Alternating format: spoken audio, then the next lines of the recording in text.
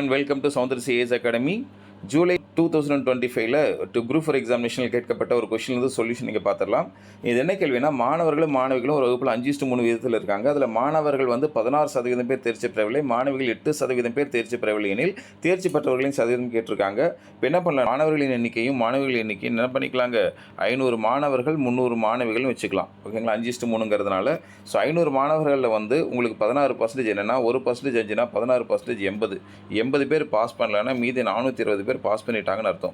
மாணவிகளில் 8% pass பண்ணல. அப்போ மாணவிகள் பார்த்தீங்கன்னா 300 பேர், அதில் 8% எவ்வளோ வரும்னா 1% 3னா 8% 24 வரும். அப்போ 24 பேர் பாஸ் பண்ணல மாணவிகளில். ஓகேங்களா, மீதி 276 பேர் பாஸ் பண்ணிட்டாங்க. எனவே மொத்தமாக இருக்கக்கூடிய 800 பேரில் 696 பேர் பாஸ் பண்ணிட்டாங்க. அப்படின்னா 800க்கு 696 அப்படிங்கிறது எத்தனை பர்சன்டேஜ்னு சொல்லி பார்த்தீங்கன்னா × 100 போட்டால் கிடச்சிரும். ஆன்சர் வந்து 87% வருது. சால்வ் பண்ணிங்கன்னா அது ஆன்சர் இஸ் ஆப்ஷன் ஏ 87.